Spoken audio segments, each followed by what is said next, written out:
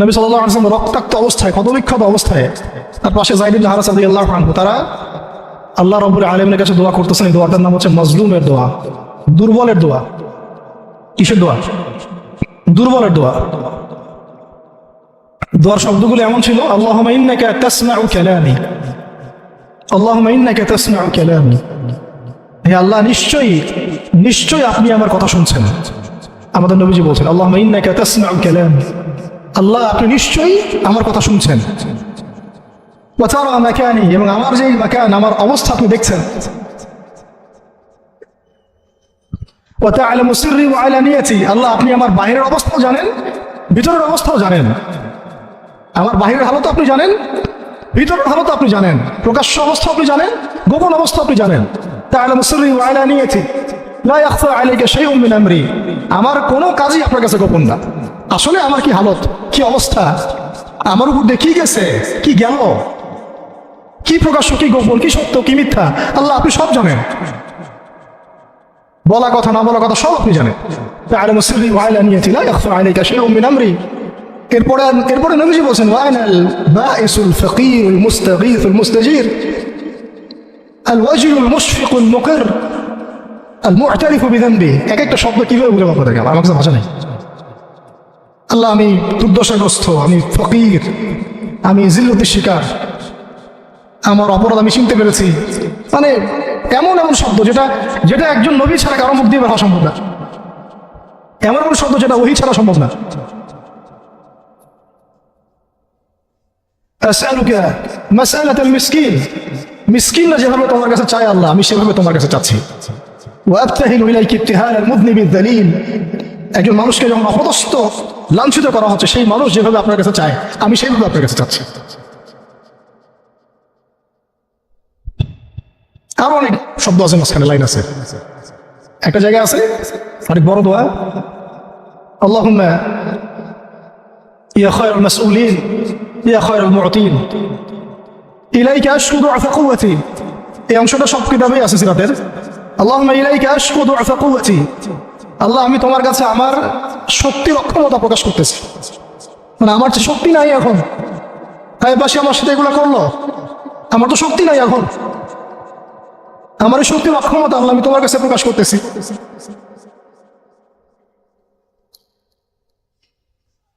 ইলাইকা আশকু দু'ফা কুওয়াতি, আমার শক্তির যে কুওয়াতের অক্ষমতা, দুর্বলতা আমি তোমার কাছে প্রকাশ করতেছি। ওয়া কিল্লাতা হিলাতি, ওয়া কিল্লাতা হিলাতি, এই যে সহনশীলতা, এই শরীরের যে ক্ষমতা, যে ঘাটতি, এগুলো আমি তোমার কাছে পেশ করতেছি। ওয়া হাওয়ানি আলান নাস, ওয়া হাওয়ানি আলান নাস, আর এই যে পুরো মানুষ, তায়েফের পুরো মানুষ আমার সাথে যা করলো, তাদের সাথে লড়াই করার যে আমার অক্ষমতা, বা তাদেরকে বুঝানোর যে অক্ষমতা আমার, তাদেরকে যে আমি বুঝাতে পারতেছি না, এটা যে আমার অক্ষমতা, এই হালত আমি তোমার কাছে পেশ করতেছি। আল্লাহুম্মা ইলাইকা আশকু দু'ফা কুওয়াতি ওয়া কিল্লাতা হিলাতি ওয়া হাওয়ানি আলান নাস। কি শব্দ! বলছি ইলা মান তাকিলুনি, আল্লাহুম্মা ইলা মান তাকিলুনি, আল্লাহ তুমি আমাকে কাদের হাতে ন্যস্ত করলা, আল্লাহ তুমি আমাকে কাদের হাতে ন্যস্ত করলা। ইলা আদুইন বাঈদিন ইয়াতাহাজ্জামুনি, আমাকে ঘর থেকে এত দূরে এনে, সে মক্কা থেকে কত দূরে, আমাকে ঘর থেকে এত দূরে নিয়ে এসে আল্লাহ তুমি তোমার শত্রুদের হাতে আমাকে ন্যস্ত করলা। ইয়াতাহাজ্জামুনি, যারা চতুর্দিক থেকে আমাকে পাথর মারতেছে। কি আবেগ তোমার মধ্যে, কি ভাষা, কি লফজ! ইলা আদুইন বাঈদিন ইয়াতাহাজ্জামুনি, তুমি আমাকে আল্লাহ ঘর থেকে বের করে এত দূরে নিয়ে আসলা, শত্রুদের হাতে সমর্পণ করলা, তারা আমাকে চতুর্দিক থেকে পাথর মারতেছে।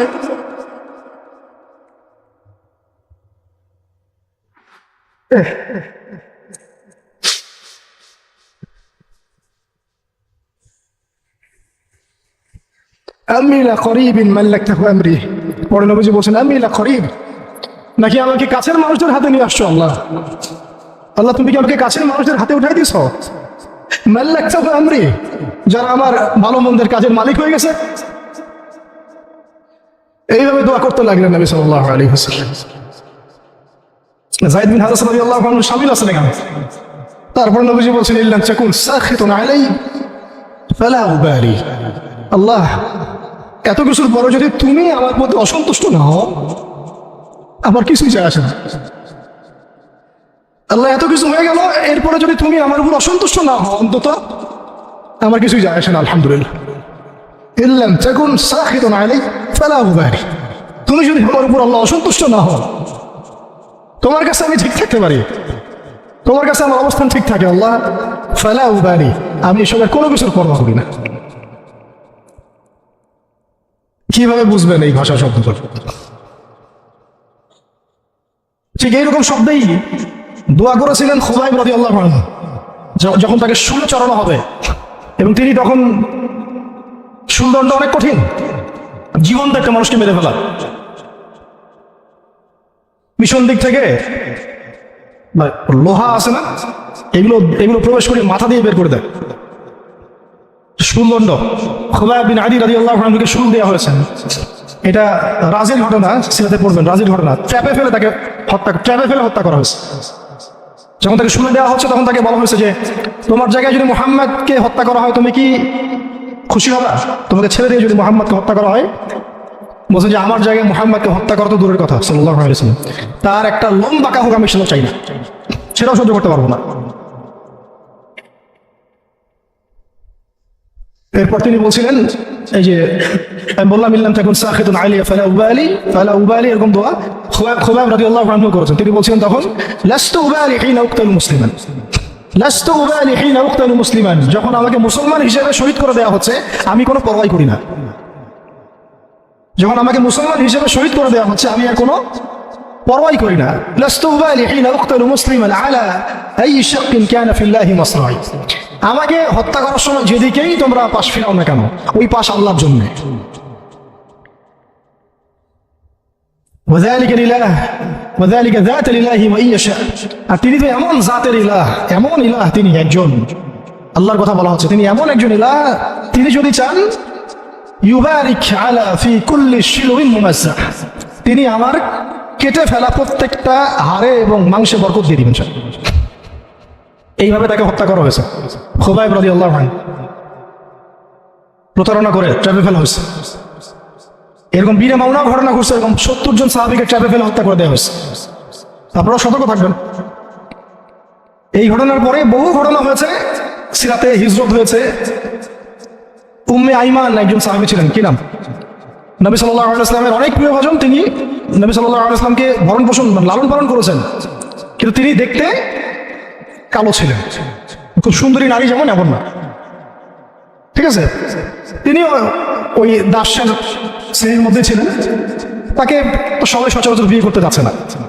নবী সাল্লাল্লাহু আলাইহি ওয়াসাল্লাম বলেছিলেন একবার যে তোমাদের মধ্যে কেউ আসো জান্নাতের একটা মেয়েকে বিয়ে করবা? তোমাদের মধ্যে এমন কেউ আসো যে জান্নাতে একটা মেয়েকে বিয়ে করবা? উম্মে আইমান, হ্যাঁ আমার প্রিয় ভাজন উম্মে আইমান, উনি তো এমন সাহাবী ছিলেন নবী সাল্লাল্লাহু আলাইহি ওয়াসাল্লাম তার সম্মানার্থে চাদরও বিছাই দিচ্ছে। উম্মে আইমান, আমি একটু ভুল হইতে পারি জায়গাটা, আপনারা একটু দেখে নিন। তো নবী সাল্লাল্লাহু আলাইহি ওয়াসাল্লাম যখন উম্মে আইমানের কথা বলেছেন তখন অনেকেই দাঁড়ায় নাই বিয়ে করার জন্য। তো যায়েদ বিন হারেসা রাদিয়াল্লাহু আনহু দাঁড়িয়েছে, আমি বিয়ে করব। যায়েদ বিন হারেসা রাদিয়াল্লাহু আনহু নবী সাল্লাল্লাহু আলাইহি ওয়াসাল্লামের এই আদেশ পালনার্থে একজন জান্নাতি নারীকে বিয়ে করেছেন উম্মে আইমান, এবং তার গর্ভ থেকেই সন্তান জন্ম নিয়েছে উসামা বিন যায়েদ। উসামা বিন যায়েদ, ওই যার ব্যাপারে নবী শেষে বললেন যে উসামা, ওকে আমি ভালোবাসি, তার বাবাকে আমি ভালোবাসতাম। আরো একটা ঘটনা আছে, উসামা বিন যায়েদ রাদিয়াল্লাহু আনহুকে যখন আবু বকর রাদিয়াল্লাহু আনহু আবার মিশনে পাঠাচ্ছিলেন, কোন মিশনটা যেটা অসমাপ্ত ছিল, নবী সাল্লাল্লাহু আলাইহি ওয়াসাল্লামের ইন্তেকালের সময় মিশনটা থেকে তারা ফিরে আসেন। পরে আবু বকর রাদিয়াল্লাহু আনহু আবার এই জয়শ পাঠান জুরফ নামক জায়গায় রোমানদের এগেনস্টে। তো তখন কিছু কিছু সাহাবী আপত্তি তুলছিলেন, তখন আবু বকর রাদিয়াল্লাহু আনহু বলছিলেন যে সাকিলাত উম্মুকা ইবনুল খাত্তাব, হে ওমর তোমার মা তোমাকে হারাই ফেলল। ওমর রাদিয়াল্লাহু আনহু বলছিলেন যে একটু ভেবে দেখেন, আরো বড় বড় সাহাবীরা আছেন, আনসারী সাহাবীরা আছেন। তখন আবু বকর রাদিয়াল্লাহু আনহু বলছেন যে ইস্তা'মালাহু রাসূলুল্লাহ, তাকে আল্লাহ রাসূল সাল্লাল্লাহু আলাইহি ওয়াসাল্লাম দায়িত্ব দিয়ে গিয়েছিলেন। ওয়া আনতা তা'মুরুনি আন আনজিহা, আর আনজিহু, আর তুমি আমাকে আদেশ করতেছো যে আমি তাকে স্থলাভিষিক্ত করব? তুমি ফিরে যাও, প্রস্তুতি গ্রহণ করো, সাহাবীদেরকে বলো প্রস্তুতি নিতে, তার ওসামার জয়শে যাবে। সে হচ্ছে ওসামা বিন যায়েদ রাদিয়াল্লাহু আনহু আসছেন উম্মে আইমান রাদিয়াল্লাহু আনহার গর্ভ থেকে, জান্নাতি নারী। তো জান্নাতি নারীর জন্য রূপ সৌন্দর্য শর্ত না, জান্নাতি নারীর জন্য কি শর্ত না? রূপ সৌন্দর্য শর্ত না, তাকওয়া ঈমান এগুলো শর্ত। এরকম বিয়েও তিনি করেছেন নবী সাল্লাল্লাহু আলাইহি ওয়াসাল্লামের পছন্দ মতো। আবার তিনি যায়নাব বিনতে জাহাশ রাদিয়াল্লাহু আনহাকেও বিয়ে করেছিলেন। যায়নাব বিনতে জাহাশ রাদিয়াল্লাহু আনহাকে বিয়ে করেছিলেন। কিন্তু একটু শেষ করে দিচ্ছি, 5 মিনিট, একটু ধৈর্য ধরেন। যায়নাব বিনতে জাহাশ রাদিয়াল্লাহু আনহাকে তিনি বিয়ে করেছিলেন, এটাও নবী সাল্লাল্লাহু আলাইহি ওয়াসাল্লামেরই তত্ত্বাবধানে হয়েছিল। নবী সাল্লাল্লাহু আলাইহি ওয়াসাল্লাম যায়নাব বিনতে জাহাশ রাদিয়াল্লাহু আনহাকে বলেছিলেন যে যায়েদকে বিয়ে করো, যায়েদ আমার অনেক প্রিয় ভাজন। আর যায়নাব বিনতে জাহাশ রাদিয়াল্লাহু আনহা আল্লাহর নবীর ফুফাতো বোন ছিলেন, যে বোনকে বিয়ে দিয়েছেন যায়েদ বিন হারেসা রাদিয়াল্লাহু আনহুর সাথে। কিন্তু দাম্পত্য জীবনে মানে স্টেবিলিটি ছিল না, দাম্পত্য জীবনে একদম নির্ঝঞ্ঝাট ছিল না জীবনটা, একটু সমস্যা হচ্ছিল। কারণ যায়েদ রাদিয়াল্লাহু আনহু গোত্রগতভাবে কি ছিলেন? দাস, আরবের ট্রেডিশন অনুযায়ী বলছি আর কি, গোত্রগতভাবে নিচু গোত্রের ওই সেন্সে আর কি, আমরা ইসলামের সেন্সে কথা বলছি না, আরবের ওই যে প্রচলিত যে একটা প্রথা ছিল ওই সেন্সে। আর যায়নাব বিনতে জাহাশ রাদিয়াল্লাহু আনহা উচ্চ বংশের, আন্ডারস্ট্যান্ডিং একটু প্রবলেম হতে পারে, হচ্ছিল এটা। ভুলেও কখনো কোনো সাহাবী সম্পর্কে সমালোচনা করবেন না, এটা আমাদের আহলে সুন্নাত ওয়াল জামাআর আকীদা উসুল নয়। কোনো সাহাবী সম্পর্কে না, সাহাবীদের মধ্যে যা হয় হয়ে যাক, যুদ্ধ যদি হয়ে যায় তবুও সমালোচনা করা যাবে না, এই আকীদা যেন ঠিক থাকে। যারাই সাহাবীদের সমালোচনা করে তারা আহলে সুন্নাত ওয়াল জামাআতের আকীদা থেকে সরে গেছে।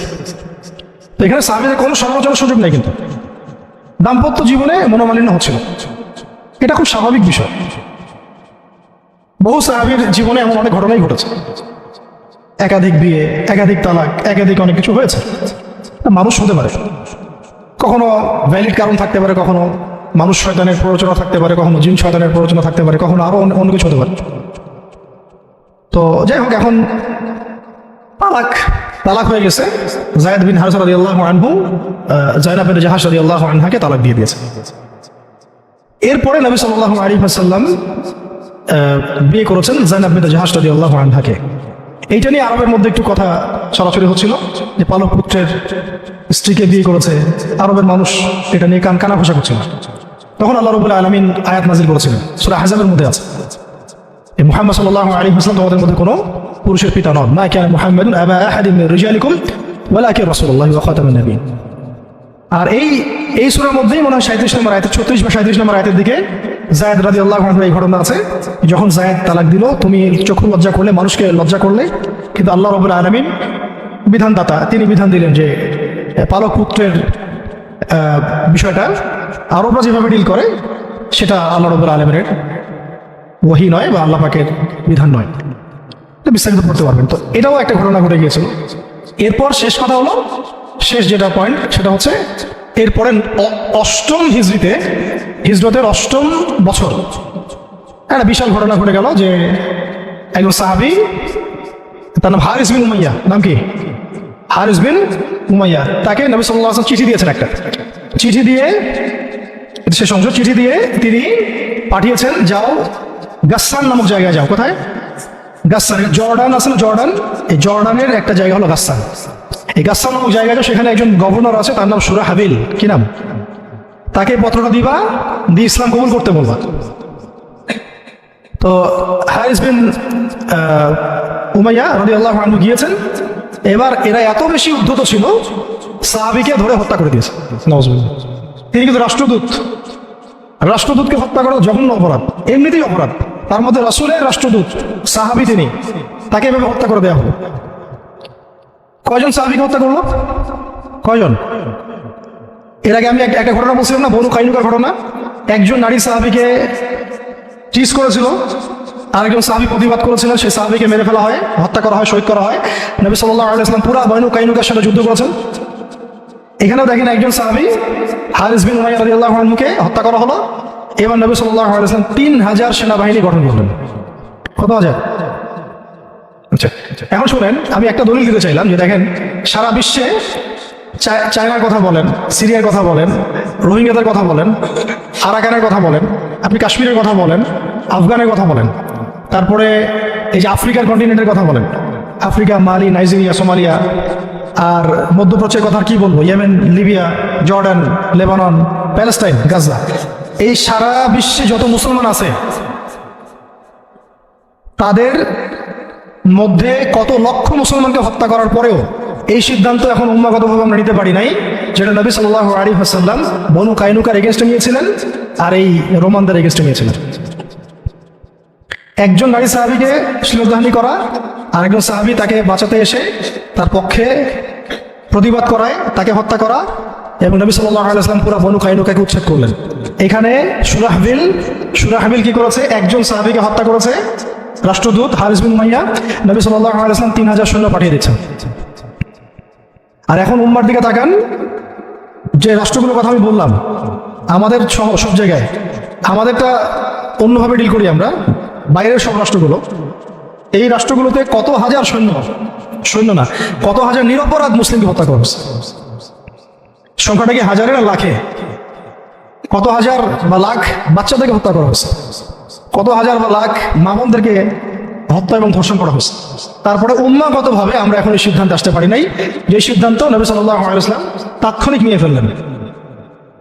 আমার রাষ্ট্রদূতকে হত্যা করেছে, 3000 সৈন্য রেডি, এবং তারা কিন্তু সুপার পাওয়ার। রোমানরা তখন কি সুপার পাওয়ার, এটা দেখানোর সময় নাই যে তার কাছে কি অস্ত্র আছে, তাদের ক্ষমতা কতটুকু, তাদের কাছে কি আছে, তাদের সৈন্য সংখ্যা কত, আয়তন সংখ্যা কত, ওদের অর্থনীতি কত সমৃদ্ধ, কোনো কিছুর পরোয়া সাহাবা কেমন করেন নাই। 3000 সৈন্য রেডি করে এই বাহিনীর পতাকা হাতে তুলে দিলেন সাহাবী যায়েদ ইবনে হারেসা রাদিয়াল্লাহু আনহু হাতে। কার হাতে? চিন্তা করেন, তায়েফের সাথী, রাসূল সাল্লাল্লাহু আলাইহি ওয়াসাল্লাম প্রিয় ভাজন, তায়েফের সাথী, জান্নাতি নারীকে বিয়ে করেছেন, এবং বলে দিলেন যদি জায়েদ শহীদ হয়, কথা বলার উদ্দেশ্য হচ্ছে জায়েদ শহীদ হবে, হতে পারে ইনশাআল্লাহ, তাহলে পতাকা উঠায় নেবে আব্দুল্লাহ বিন রওয়াহা রাদিয়াল্লাহু আনহু। যদি আব্দুল্লাহ বিন রওয়াহা শহীদ হয়, পতাকা উঠায় নেবে জাফর ইবনে আবি তালেব। যদি জাফর শহীদ হয় বা আব্দুল্লাহ বিন রওয়াহা শহীদ হয়, তাহলে পতাকা তোমাদের মধ্য থেকে কাউকে তোমরা আমির বানায় নিও। হ্যাঁ, পরে ছিল সেখানে খালিদ বিন ওয়ালিদ রাদিয়াল্লাহু আনহু। তো তিনি তখন নতুন ইসলাম কবুল করেছেন, তাই সবার আগে তাকে আমির করা হয় নাই। খালিদ বিন ওয়ালিদ রাদিয়াল্লাহু আনহু প্রায় 100টার মতো যুদ্ধ করেছেন ইসলামের পক্ষে, কোনো যুদ্ধে তিনি হারেন নাই, কোনো যুদ্ধে পরাজয় বরণ করেন নাই। উহুদের যুদ্ধে বিপর্যয় তো তার হাত দিয়ে এসেছে, তাই না? তো তিনি যুদ্ধ কৌশলে অনেক পারদর্শী, খালিদ বিন ওয়ালিদ রাদিয়াল্লাহু আনহু। এখানে আমরা ফোকাস করতেছি একজন সাহাবীর দিকে, বাকি অন্য ঘটনা ইনশাআল্লাহ অন্যদিন হবে, আজকে শেষ করে দিচ্ছি। যায়েদ ইবনে হারেসা রাদিয়াল্লাহু আনহুর পতাকা দেওয়া, তিনি গেলেন ওখানে, যখন যাওয়ার পরে দেখলেন যে সুবহানাল্লাহ, কোথায় আমরা 3000, আর এদের মধ্যে তো রোমান সৈন্যই 1 লাখ, রোমান সৈন্য হচ্ছে 1 লাখ সৈন্য, এটা কোনো যুদ্ধ হয় নাকি? 1 লাখ সৈন্য একদিকে 3000 সৈন্য দাঁড়ায় আছে, এটা কোনো যুদ্ধ হয় কখনো? এই যুদ্ধ, এইরকম সৈন্য সংখ্যা থাকলে, এরকম কুওয়াতের ব্যাপার থাকলে, কোনো স্কলারশিপ অফ ইসলামও এখন বলবে না যে ওদের সাথে যুদ্ধ করা যায়। কোনো আলেমও মনে হয় ভুলেও ফতোয়া দিবে না যে তাদের সাথে যুদ্ধ করা যায় যেতে পারে। তোমরা কি পাগল হয়েছো? তাদের সাথে যুদ্ধ করতে যাও, ওদের 1 লাখ, তোমাদের 3000। মনে তো হয় কেউই হয়তো এই ফতোয়াটা দিবে না, এটা হতেও পারে। ইসরায়েলি এত পাওয়ার, তোমরা কিসের জন্য হামাসের পক্ষে কথা বলো? আমেরিকা এত বড় সুপার পাওয়ার, তালেবানরা পারবে ওদের সাথে? এরকমই তো কথা চলতেছে সাথে, না? বাংলাদেশের মুসলমান, পাকিস্তানের মুসলমান, আফগানি মুসলমানদের কি আছে? ভারতের এত বড় বড় পারমাণবিক অস্ত্র আছে। ভাবটা তো এরকমই না? এবং এগুলোকে হিসাব কিতাব করে অনেক কাফেররা বলে বলুক, মানে ফাসিকরা বলে বলুক, মোরতাদরা বা রামবাম প্রগতিশীল, এরা তো যা ইচ্ছা তাই বলেই, ওদের কথা আমরা কখনো দেখিও না। কিন্তু ইসলামপন্থী বহু মানুষও বলে যে তোমরা তো সুইসাইড করতে চাচ্ছ না, সুইসাইড অ্যাটেম্প্ট হবে এটা। ওরা এত শক্তিশালী, আমাদের কিছুই নাই, অর্থনীতি দুর্বল, জনবল দুর্বল, আমাদের সংখ্যা দুর্বল, অস্ত্রশস্ত্র দুর্বল। মুসলমানরা কখনো এগুলোর বলে কখনো জয়লাভ করে নাই। মুসলমানরা জয়লাভ করেছে সবসময় ইমানের বলেই, এটা ছিল মূল হাতিয়ার। তারপরে যুগের প্রয়োজনে আধুনিকতার প্রয়োজন আছে, সেটা ইমান ইমান বিবর্জিত না, ইমানটা সবার আগে। ইমানই তো পরাজয়, অস্ত্র দিয়ে তো আর কিছু করতে পারবেন না। এখন যদি আপনাকে আমাদেরকে পারমাণবিক বড় বড় অস্ত্র দিয়ে দেওয়া হয়, তবুও তো মনে হয় যুদ্ধের পথে কেউ হাঁটতে চাবে না, জিহাদের পথে কেউ হাঁটতে চাবে না, বলবো যেটা তো সুইসাইড অ্যাটেম্প হবে। ওরা তো ন্যাটো তো এতগুলো দেশের সমন্বয় গঠিত, ইসরায়েলের সাথে তো এত কান্ট্রি আছে, তোমাদের সাথে কারা আছে? ইসরায়েলের সাথে এত বড় বড় কান্ট্রি তো আছেই, 50টা 60টা 70টা। হামাসকে তো এখনো নির্মূল করতে পারলো না, পারছে? আমেরিকার সাথে তো এত বড় বড় রাষ্ট্র ছিল, তালেবান থেকে তো নির্মূল করতে পারে নাই। তো মিসাইল তো এখনো দেখা যায় পৃথিবীর বুকে। জাতিগতভাবে আমরা ওই জায়গায় হাঁটতেই পারি নাই, ওই পথে আমরা হাঁটতে পারি নাই। শুধু দাওয়াত দিয়ে সারা বিশ্বে খিলাফা কায়েম হবে না। যারা বলে দাওয়াতই একমাত্র মেহনত, শুধুমাত্র দাওয়াত দিয়ে সারা বিশ্বে খিলাফা কায়েম হবে না, ইসলামী ইমারা কায়েম হবে না। আপনারা 100 বছর দাওয়াত দিতে থাকেন, ইমারা কায়েম হবে না। শুধু দাওয়াত দিয়ে রাসূল সাল্লাল্লাহু আলাইহি ওয়াসাল্লাম একেবারে আরব আজম এইটা জয় করেন নাই, দাওয়াতের সাথে জিহাদও ছিল। হ্যাঁ, এটা আলাদা আলোচনা যে এটা শর্ত কি হবে, প্রস্তুতি কি হবে, উসুল কি হবে, এটা আলোচনা করতে চাইলে আলোচনা হতে পারে। আলোচনা তো জায়গায় রাখেন নাই আপনারা, সব তো বন্ধ, তো দরজাই বন্ধ। বরং এগুলো নিয়ে যারাই দু চারটা কথা বলছে ওরা তো শেষ, সমাজে ওরা কি মেনে নেয় নাই। ইসলামপন্থী ভাই বোনরাই মেনে নেয় নাই, কাফেররা মানা তো বহু দূরের কথা। কাফেররা তাদের মাথার দাম নির্ধারণ করছে। কিন্তু আস্তে আস্তে বিশ্বের দিকে যাবে, আমরা চাই আর না চাই, আমরা চাই আর না চাই, ওয়ার্ল্ডের দিকে যাবে, এখন জামানের দিকে যেতে থাকে। তো আল্লাহ পাক আমাদের নসিবে যদি এটা থাকে এবং আমাদের উপরে যদি এটা কোনো না কোনোভাবে অবধারিত হয়ে যায়, আল্লাহ পাক আমাদেরকে কুওয়াতের সাথে অংশ নেওয়ার তৌফিক দেন। এবং সব দিক থেকে, আধ্যাত্মিকভাবে, ইমানের দিক থেকে, আমলের দিক থেকে, আখলাকের দিক থেকে, সমাজের দিক থেকে, জ্ঞানের দিক থেকে আল্লাহ পাক ওই রকম চেতনা এবং প্রস্তুতি আমাদের মনের মধ্যে দান করে দেন। প্রস্তুতি তো আগে মনের বিষয়। তো শেষ করতেছি, এবার এই যায়েদ ইবনে হারেসা রাদিয়াল্লাহু আনহু এখানে আলোচনা হচ্ছে, আমরা কি যুদ্ধ কালকে করব, নাকি মদিনা থেকে সৈন্য পাঠাতে বলবো, নাকি আমরা অন্য কোনো পথে যাব, নাকি ব্যাকফুটে যাব, নাকি পত্র পাঠাবো রাসূলকে জানাবো বিষয়টা। তো দেখা গেল পরের দিন সৈন্য 1 লাখ না, সৈন্য 2 লাখ সৈন্য, আরো গাসসানী গোত্রের বিভিন্ন জায়গা থেকে আরবরা আসছে, আরো 1 লাখ। এবার ফতোয়া কোন জায়গায় যাইতো আমরা হইলে? ফতোয়া যাইতো একটা জায়গায়, এখান থেকে পালাই হিজরত করো, এখান থেকে পালাই হিজরত। তোমরা কি জানো না নিজের জান বাঁচানো ফরজ? আর সুবহানাল্লাহ, এমন একটা ব্যাপার জানেন, শয়তানও কোরআন হাদিস থেকে দলিল দিতে পারে। হ্যাঁ, আমার অভিজ্ঞতা থেকে আমি দেখছি, আমার অভিজ্ঞতা থেকেও দেখছি একটা, যে একজনকে বলা হচ্ছিল যে এইটা না আপনার আমার মাঝে চুক্তি হয়েছে, হ্যাঁ, তো এই চুক্তি মানতে আপনার অসুবিধা কোথায়? সে বলতেছে যে এই চুক্তি যখন হয়েছে তখন আমি বুঝতে পারি নাই কোনটা ঠিক কোনটা বেঠিক, এখন বুঝতে পারছি যে এটা ঠিক ছিল না। আর হাদিসে আছে মুমিন এক গর্তে যেন 2 বার না যায়। আমাকে হাদিস দিয়ে দলিল দিয়ে দিল, কি বুঝলেন? এমন একটা অবস্থা যে দলিল কোরআন হাদিস থেকে এখন মনে হয় শয়তান দাওয়াত দিতে পারে। আল্লাহ পাক আমাদেরকে হেফাজত করেন। আলেমদের সংস্পর্শে থাকতে হয় এই কারণেই, তাহলে আমরা বুঝতে পারবো না যে আসলে কোনটা পরিশুদ্ধ দলিল, গ্রহণযোগ্য দলিল। শেষ কথা হচ্ছে, এবার দেখা গেল 2 লাখ সৈন্য, এখানে আলোচনা হচ্ছে যুদ্ধ হবে কি হবে না। একজন সাহাবী আব্দুল্লাহ বিন রাওয়াহা, যিনি কমান্ডার ছিলেন পরে, তিনি বললেন, তিনি এমন একটা জ্বালাময়ী বক্তব্য দিলেন, ওই বক্তব্য শুনে সাহাবায়ে কেরাম একদম ডিটারমাইন্ড হয়ে গেলেন যে কালকে যুদ্ধ হবে। আমরা চিঠিও পাঠাচ্ছি না, আমরা ফিরেও যাচ্ছি না, মদিনা থেকে আমরা ব্যাকআপ, আমাদের সৈন্য দরকার নেই। বিশাল বক্তব্য ছিল, এটা সিরাতের কিতাবে আছে। শুধু এতটুকু বলতেছি, উনি 2টা লাইন বলেছেন স্পেশালি। একটা হলো যে, হে আমার ভাইরা, আমরা কি উদ্দেশ্যে বাসা থেকে বের হয়েছি আজকে? আমরা কি অর্জনে বের হই নাই? সাহাবীরা বলছেন হ্যাঁ, যদি আমরা কালকে যুদ্ধ করি এবং শহীদ হই, তাহলে আমরা জান্নাতে হুরিন আইনদের সাথে আমাদের মঞ্জিল, আমাদের বাসস্থান ইনশাআল্লাহ অবধারিত হয়ে যাবে। আর যদি আমরা গাজী হই, তাহলে আমরা সারা জীবন আল্লাহর কাছে সম্মানিত থাকবো।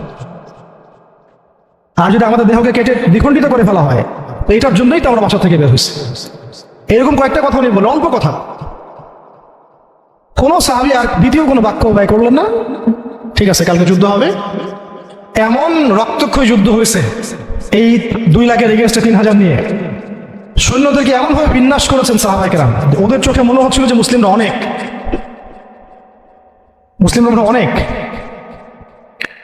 খালিদ বিন ওয়ালিদ রাদিয়াল্লাহু আনহু বলছেন যে ওই দিন শুধু আমার হাতেই 9টা তরোয়াল ভেঙে গেছে।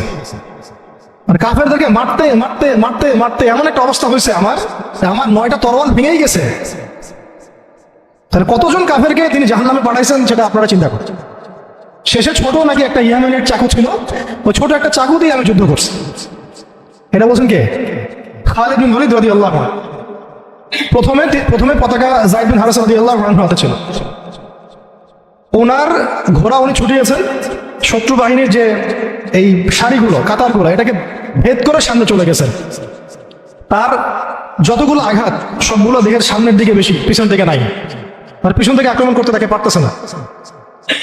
আর যে মানুষ তায়েফের বুকে পাথর নিয়ে এখানে আসছেন, যে মানুষের জীবনে এত চড়াই উতরাই চলে গেছে, এবং যে মানুষ তার প্রিয়তমাকেও ছাড়তে হলো, সেই মানুষের জন্য শাহাদাতের চেয়ে সৌভাগ্যের আর কি হতে পারে, আর কাঙ্ক্ষিত আর কি হতে পারে? দুনিয়া তো তার দেখা শেষ। তিনি তো এখন চাচ্ছেন জান্নাতে যেতে। এই মাঠ থেকে যেন তিনি ফিরতেই চাচ্ছেন না। আর যেহেতু নবী সাল্লাল্লাহু আলাইহি ওয়াসাল্লাম বলেছেন যদি যায়েদ শহীদ হয় তাহলে তুমি পতাকা নিও, তো তিনি তো জানেন তিনি আর ফিরবেন না। আর কোন সাহাবী ফেরার জন্য কখনো ময়দানে যান নাই। তো তিনি সেখানে শহীদ হয়ে যান। তার গায়ে প্রায় 50টা আঘাতের চিহ্ন ছিল। দূর থেকে একটা বর্ষাও কিন্তু খুব কঠিন বিষয়। একটা লোহার বর্ষা গায়ের ভিতরে ঢুকে যাওয়া এত চারটাখানি কথা না, এর চেয়ে তো বুলেট লাগাও সহজ মনে হয়। একটা বর্ষা ঢুকে যাওয়া, সে অবস্থায় জান চলে যাওয়া, এইভাবে তার শাহাদাত হলো। যায়েদ বিন হারেসা রাদিয়াল্লাহু আনহুর নাম ইতিহাসে অমর হয়ে থাকে। এরপরে পতাকা হাতে নেন আব্দুল্লাহ বিন রাওয়াহা রাদিয়াল্লাহু আনহু। তার ব্যাপারে ইনশাআল্লাহ আরেকদিন কথা হবে। তিনি তো নিজের মনে ঘোড়ার পা কেটে ফেলছেন। তিনি এবং জাফর ইবনে আবি তালিব রাদিয়াল্লাহু আনহু তারা ঘোড়ার পা কেটে ফেলছেন, যাতে ঘোড়ায় চড়ে পালিয়ে যাওয়ার কোনো সুযোগ চিন্তাও মাথায় না আসে। এবং তিনি একটা কবিতা আবৃত্তি করেছিলেন। আব্দুল্লাহ বিন রাওয়াহা রাদিয়াল্লাহু আনহু অনেক বড় মাপের কবি ছিলেন, এত সুন্দর লিখতে পারতেন, কবিতা আবৃত্তি করতে পারতেন, বলতে পারতেন। এটা অনন্য ছিল তার কাছে। খন্দকের দিন তিনি কবিতা আবৃত্তি করছিলেন, আল্লাহুম্মা লাউলা আনতা মাহতাদাইনা ওয়ালা তাসাদদাকনা ওয়ালা সাল্লাইনা, এরকম করে কবিতা আবৃত্তি করছিলেন। নাহনু আল্লাযী বা'আহু মুহাম্মাদা আলা জিহাদি মা বাকিনা মিন্না আলা জিহাদি মা বাকিনা আবাদা। আরবি কবিতাগুলো সুবহানাল্লাহ এত সুন্দর। তো তিনি কবিতা আবৃত্তি করতে করতে, যুদ্ধ করতে করতে শহীদ হয়েছেন আব্দুল্লাহ বিন রাওয়াহা রাদিয়াল্লাহু আনহু। এরপরে জাফর রাদিয়াল্লাহু আনহু পতাকা নেন, এবং যে হাতে পতাকা নিয়েছেন সে হাতটা কেটে পড়ে গেছে। একজন আঘাত করছে রোমান সৈন্যদের মধ্যে। রোমানরা অনেক প্রশিক্ষিত ছিল, তার মধ্যে 2 লাখ নিয়ে আসছে। একজন সাহাবীর চারপাশে কতজন ঘিরে ফেলছে এটা তো ঠিক নাই। এগুলো আমরা কি দেখি গণতান্ত্রিক মারামারি, এগুলো তো কিছু না। ওটা তো সম্মুখ সমরের ব্যাটল ফিল্ড ছিল। আর সম্মুখ সমরের ব্যাটল ফিল্ড এখন কি মিসাইল মারা হয় দূর থেকে, এক জায়গা থেকে মিসাইল মারছে আরেক জায়গায় গিয়ে পড়তেছে। কাপুরুষের যুদ্ধ এগুলো তো কাপুরুষ তো যুদ্ধ। এটা ছিল সম্মুখ সমর ব্যাটল, এটাই ছিল ব্যাটল। একজনকে মিনিমাম এখানে 50 জনের সাথে ডিল করতে হচ্ছে। আর চিন্তা করেন সাহাবীরা কি পারদর্শী ছিলেন যুদ্ধে, কি পরিমাণ সাহসী ছিলেন, কি পরিমাণে তারা দুরন্ত ছিলেন, হ্যাঁ, কি পরিমাণে তারা দুঃসাহসী ছিলেন। শুধু সাহসী বলে ভুল হবে, দুঃসাহসী ছিলেন। কি শৌর্যবৃদ্ধ ছিল, কি পরিমাণ কুবত ছিল তাদের কাছে, আর কত প্রশিক্ষিত স্কিল ছিলেন তারা, যে একাই 10 জন 20 জন 50 জনকে বার্তা দিতেন না। তো আর আমাদের তো সব যুদ্ধ আর ফেসবুকে, আর কি যত কাজ সব ফেসবুকে। অর্থাৎ বাস্তবিকভাবে কিন্তু দেখবেন যে 1-2 জনের সাথেও ফাইট করার মতো হয়তো ওই ক্যাপাবিলিটিও নাই। পড়ছে দেখা যায় কাফেররা অনেক শক্তিশালী হয়ে বসে আছে। এগুলো আবেগ ছাড়তে হবে, বাস্তববাদী হতে হবে, ঈমান আমল তাকওয়ার সাথে সব ধরনের প্রিপারেশন, যেটাকে আমরা বলি এদাদ, শারীরিক মানসিক সব দিক থেকে প্রস্তুতির দরকার আছে। আর এটা মুসলিম রাষ্ট্রের সেনাবাহিনীর কাজ, মুসলিম রাষ্ট্রের সেনাবাহিনী, অন্যান্য ফৌজদারও কাজ এগুলো। তাদের কিন্তু এইসব চেতনা কখনো শোনানোই হয় না। যা শুনে তারা হয়তো সেটা ব্যক্তিগতভাবে তারা শোনে। সিস্টেম তো এরকম না, সিস্টেমটা তাদেরকে এইসব জাজবায় কখনো উদ্বুদ্ধই করবে না। যে আপনারা একটা ভালো প্রফেশনে আছেন, যদি এই প্রফেশনের দিক থেকে অনেস্ট থাকতে পারেন, সৎ থাকতে পারেন, আল্লাহর জন্য যুদ্ধ করতে পারেন, শহীদ হয়ে যান। এটা কি বলা হয়? বরং বলা হয় জাতিসংঘের মিশনে যান, ওখানে গেলে টাকা পাবে। আর ওই মিশন কাফেরদের পক্ষে, মুসলমানদের বিরুদ্ধে মুসলমানকে লাগাই দিয়ে রাখে। ওদের ভাড়াটে সৈন্য হিসাবে কাজ করে। আমাদের শক্তি তারা নিচ্ছে, আমাদের জনবল নিচ্ছে, নিয়ে আমাদের এগেনস্টেই প্রয়োগ করতেছে। আল্লাহ পাক আমাদের ভাইদেরকে বুঝ দেন, ইনশাআল্লাহ ভাইরাও বুঝবে একদিন না একদিন। এই বুঝ ঠেকা রাখা যাবে না, এই হেদায়েত, এই বুঝ, এই আলোগুলো কেউ ঠেকা রাখতে পারবে না। আল্লাহ দিল থেকে দিলে ছড়াই দিবেন ইনশাআল্লাহ। কোনো কিছু করে কোনো লাভ হবে না, মানে কোনো কিছু করেই কোনো লাভ হবে না। কাউকে দমায় দেওয়া, থামায় দেওয়া, কোনো জাতিগোষ্ঠীকে নির্মূল করা, রাজনৈতিক আগ্রাসন, অর্থনৈতিক স্যাংশন, কিছু করে লাভ হবে না। এই আলো এবং এই জজবা, এই আগুন দিল থেকে দিলে আল্লাহ জ্বালাই দিবেন ইনশাআল্লাহ। এটা জাস্ট সময়ের ব্যাপার, শুধু সময়ের ব্যাপার এগুলা। শেষমেশ আরেকটা হাতে যখন পতাকা নিয়েছেন তিনি, এই হাতটাও কেটে পড়ে গেছে।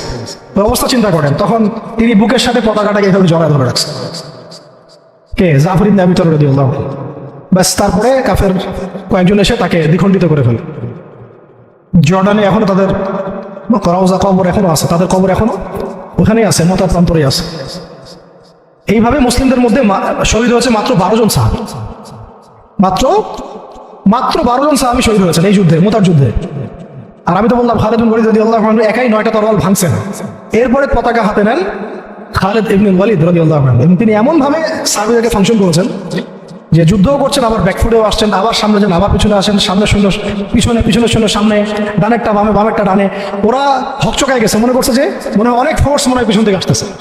আর আল্লাহ পাকের সাহায্য তো আছেই, ফেরেশতা নাজিল করে আল্লাহ সাহায্য করেন। ওদের মনে আল্লাহ ত্রাস সৃষ্টি করে দিয়েছেন, ভয়। আল্লাহ পাক কাফেরদের মনে ভয় সৃষ্টি করে দিয়েছে। তো ওরা আর সামনে আসার সাহস পায় নাই। আস্তে আস্তে এই বাহিনী পিছাতে মদিনা পর্যন্ত চলে আসে। মুতার বিশাল ঘটনা, মুতার যুদ্ধ। এই যুদ্ধে আমরা যায়েদ ইবনে হারিসা রাদিয়াল্লাহু আনহুকে দেখলাম, সেই তায়েফের সাথী, সেই ছোটবেলার সাথী, পালক পুত্র, সেখান থেকে মুক্ত হয়ে হিব্বু রাসূলিল্লাহ, রাসূলের শানে, রাসূলের সম্মান, ভালোবাসার প্রমাণ দেওয়ার জন্য নিজের বুক উজাড় করে দিয়েছেন। পিঠ দেখেন নাই, বুক উজাড় করে দিয়েছেন। যাকে মহব্বত করেন তাকে একা ছেড়ে দেন নাই, যাকে মহব্বত করেন তাকে একা ছেড়ে দেন নাই যে সবাই পাথর মারুক আর সে থাকলা হয়ে যাক, বিধ্বস্ত হয়ে যাক, ক্ষতবিক্ষত হয়ে যাক। বরং তিনি মহব্বতের পরিচয় দিয়েছেন এইভাবে যে নিজের গায়ে আঘাত নিয়েছেন, আঘাতগুলো নিজের গায়ে নিয়েছেন, তাও সরে যান নাই, দায়িত্ব থেকে অবহেলা করেন নাই। প্রকৃতপক্ষে এটাই হলো মহব্বতের পরিচয়। এমন মহব্বত যদি তাকদীরের নসিব হয়, অবশ্যই দুনিয়াতে আপনারা যে কেউ সৌভাগ্যবান।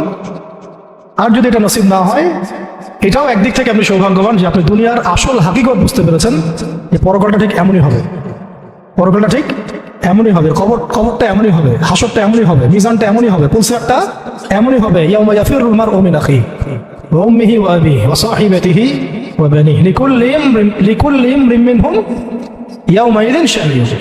সেদিন প্রত্যেকেই যার যার নফস নিয়ে থাকবে। শেষ কথা হচ্ছে, রাসূল সাল্লাল্লাহু আলাইহি ওয়াসাল্লামের কাছে এই খবরগুলো আসতে থাকলো যে যায়েদ শহীদ হলো, জাফর শহীদ হলো, আব্দুল্লাহ বিন রাওয়াহা শহীদ হলো।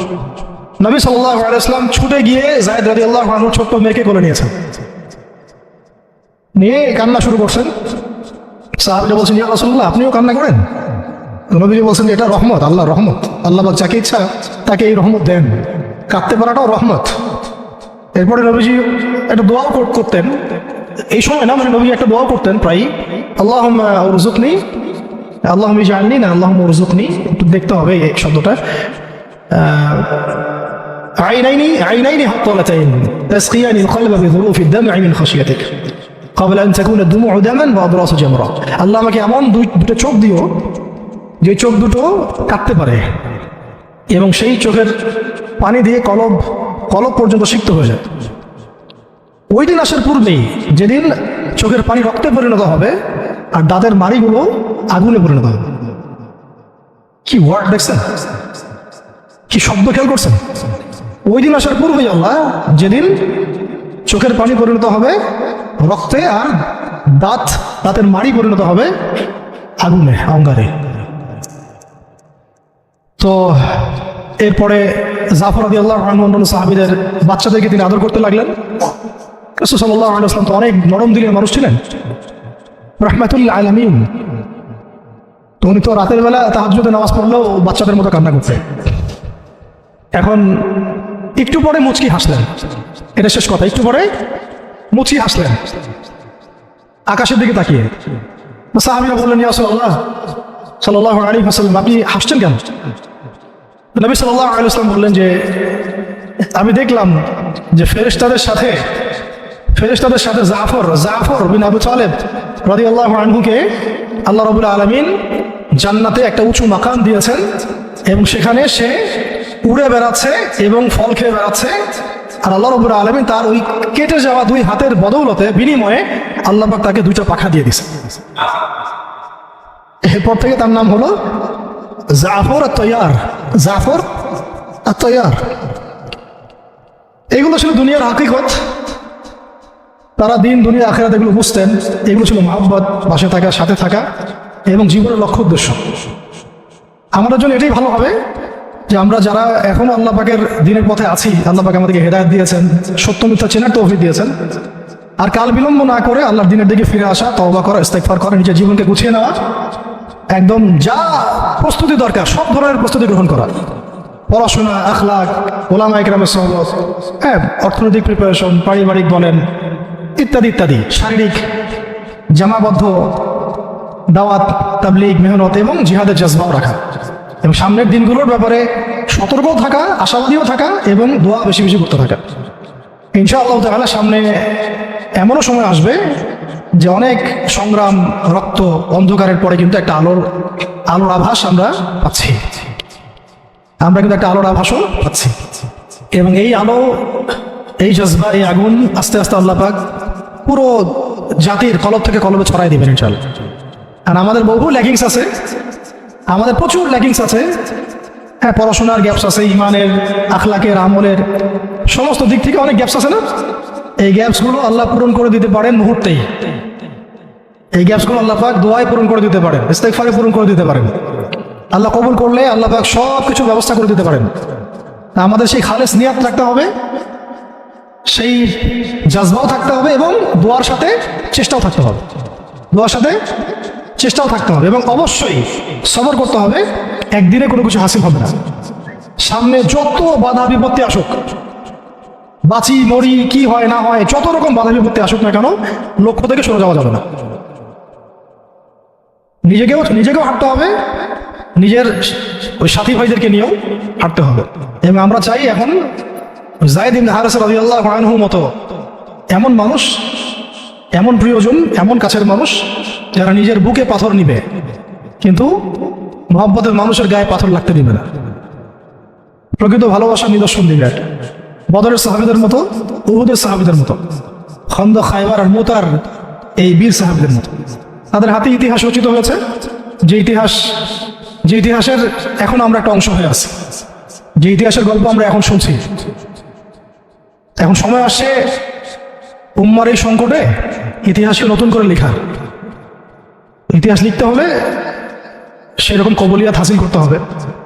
আল্লাহ পাক যেন সবাইকে সেই কবুলিয়াত হাসিল করার তৌফিক দেন এবং আমরা আমাদের সমস্ত অপারগতা, সমস্ত গুনাহ, আমাদের যত ল্যাকিংস আছে সব আল্লাহর কাছে পেশ করছি। আল্লাহ পাক আমাদের সমস্ত ত্রুটিগুলো যেন সংশোধন করে দেন, সমস্ত গ্যাপসগুলো ফুলফিল করে দেন, যত গুনাহ আল্লাহ মাফ করে দেন এবং যেভাবে চললে, বললে, আমল করলে আমরা সেই মাকাম হাসিল করতে পারবো, সেই গন্তব্য হাসিল করতে পারবো, ওইভাবে আল্লাহ যেন করাই নেন আমাদেরকে দিয়ে। কারণ আমাদের কোনো শক্তি নেই, কোনো ক্ষমতা নেই, এবং চেষ্টা করার মতো করার তৌফিক আল্লাহ আমাদেরকে দেন। আল্লাহ পাক আমাদের সব দিনী ভাইদেরকে, বোনদেরকে এবং আমাদের উম্মায় যারা কাজ করতেছেন, যে ব্যানারেই হোক, আমরা সব ভাইদের ব্যাপারে শুভাকাঙ্ক্ষী থাকবো। সবার মধ্যেই কিছু গ্যাপস থাকতে পারে, আমরা সবাই ব্যক্তিগতভাবে গুনাহগার, কিন্তু উম্মার এই অবস্থায় আমরা কাদা ছোড়াছড়ি করবো না, দলাদলি করবো না। উম্মার এই অবস্থায় আমরা একে অপরের সাথে বিদ্বেষ এইসবে যাব না। আমরা আমাদের মতো করে হৃদ্যতার বন্ধনটা ঠিক রাখার চেষ্টা করবো। আর হকার বাতিল আল্লাহ পাক জানেন, আল্লাহ পাক হকপন্থীদেরকে বিজয় দিবেন ইনশাআল্লাহ। ঠিক আছে? আর লৌকিকতা থেকে বেঁচে থাকতে হবে। লৌকিকতা, লোক দেখানো বিষয়, এই অনলাইন অ্যাক্টিভিজম, অনলাইনের যে আসক্তি, এইটাকে ইলিউশনের একটা জগৎকে বাস্তব মনে করা, এইসব বিষয়গুলো থেকে ফারেক থাকা। মাঠ পর্যায়ে কাজ করতে হবে। মাঠ পর্যায়ে যে ভাইরা কাজ করতেছেন তাদের সাথে থাকা দরকার আছে, এবং আমাদের যে মুসলিম ভাইরাই কাজ করতেছেন সবার হাত শক্তিশালী করার দরকার আছে। ঠিক আছে? আল্লাহ পাক আমরা সবাইকে সাহাবীদের মতো কবুল করেন। আল্লাহ পাক আমরা সবাইকে সাহাবায়ে কেরামের সেই আকীদা, আমল, মানহাজ এবং সেই তরিকা মোতাবেক চলার তৌফিক দান করেন।